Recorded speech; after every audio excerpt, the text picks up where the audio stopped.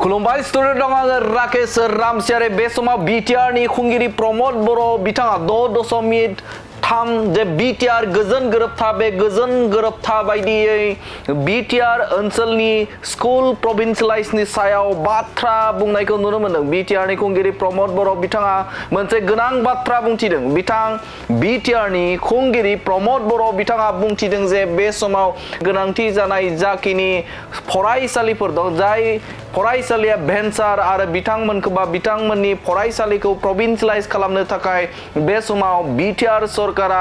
आखायाव लादों। थामहिनबा बे समाव बिटिआरनि खुंगिरि प्रमद बर' बिथाङा बुंथिदों जे जाय जायगायाव गोनांथिथार भेन्सार फरायसालि दं, बे फरायसालिफोरखौ प्रभिन्सियलाइज खालामनो थाखाय सिगाङावनो आसाम सरकारनो बे समाव बिथांमोननि लिस्टखौ दैथाय हरखाबाय होननानै बाथ्रा बुंथिदों बिटिआरनि खुंगिरि प्रमद बर' बिथाङा। अलरेडी आसाम सरकारनो जोङो मोनसे लिस्ट गथायबाय, जेराव निड बेस गोनांथार दङ बेखौ नायनानै जोङो माखासे लिस्टखौ गथायबाय। बिथाङा बुंथिदों जे बे समाव बिटिआर गोजोन गोरोबथानि 6.3 दफा बायदियै बे समाव गुबुन गुबुन जायगाफोराव जाय जायगाफोराव भेन्सार फरायसालिनि प्रभिन्सियलाइज खालामनायनि थाखाय बे समाव बिटिआर सरकारनिफ्राय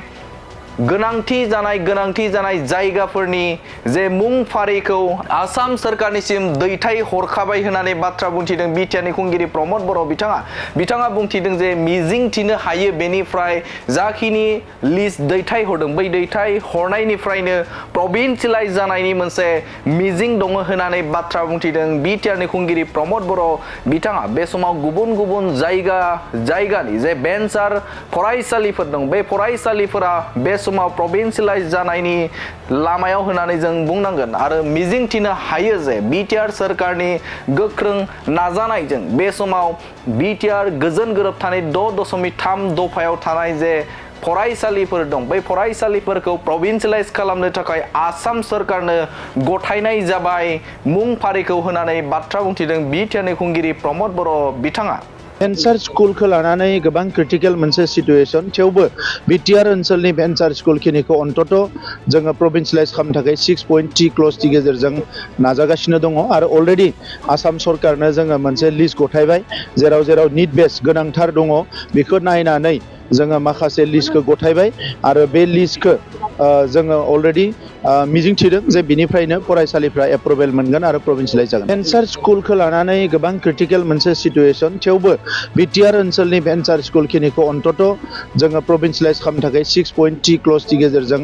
नाजागासिनो दङ आरो अलरेडी आसाम सरकारनो जोङो मोनसे लिस्ट गथायबाय, जेराव निड बेस गोनांथार दङ बेखौ नायनानै जोङो माखासे लिस्टखौ गथायबाय आरो बे लिस्टखौ जोङो अलरेडी मिजिंथिदों जे बिनिफ्रायनो फरायसालिफ्रा एप्रुभेल मोनगोन आरो प्रभिन्सियलाइज जागोन। भेन्सार स्कुलखौ लानानै गोबां क्रिटिकेल मोनसे सिटुएसन, थेवबो बिटिआर ओनसोलनि भेन्सार स्कुलखिनिखौ अन्तत जोङो प्रभिन्सियलाइज खालामनो थाखाय 6.3 क्लजनि गेजेरजों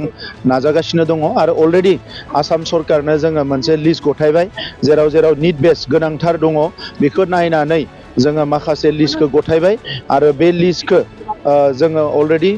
मिजिंथिदों जे बिनिफ्रायनो फरायसालिफ्रा एप्रुभेल मोनगोन आरो प्रभिन्सियलाइज जागोन। भेन्सार स्कुलखौ लानानै गोबां क्रिटिकेल मोनसे सिटुएसन, थेवबो बिटिआर ओनसोलनि भेन्सार स्कुलखिनिखौ अन्तत जोङो प्रभिन्सियलाइज खालामनो थाखाय 6.3 क्लजनि गेजेरजों नाजागासिनो दङ आरो अलरेडी आसाम सरकारनो जोङो मोनसे लिस्ट गथायबाय, जेराव निड बेस गोनांथार दङ बेखौ नायनानै जोङो माखासे लिस्टखौ गथायबाय आरो बे लिस्टखौ जोङो अलरेडी मिजिंथिदों जे बिनिफ्रायनो फरायसालिफ्रा एप्रुभेल मोनगोन आरो गोजोनथाव खौरां, माइ सथा स्कुल एबा आंनि फिसा फरायसालिया लानानै फैदों मोनसे गोजोनथाव खौरां।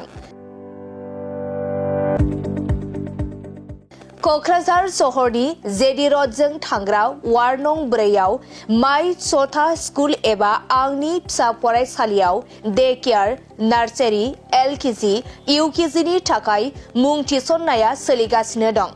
बे माइ सथा स्कुल एबा आंनि फिसा फरायसालियाव फरायसा फरायसुलिफोरनि थाखाय गोबां सुबिदाफोरबो दं। अब्ला नोंथाङा माखौथो नायबाय थाखो? नैबे माइ सथा स्कुलाव नोंथाङा नोंथांनि उन्दै गथ'साफोरखौ मुं थिसननो थाखाय साखाफारा जादो। माइ सथा स्कुल एबा आंनि फिसा फरायसालियाव नोंथाङा थोंजोङै खौरां लानो थाखाय 8099887781 नङाब्ला 9531281982 बे मबाइल नाम्बारनि गेजेरजों खौरां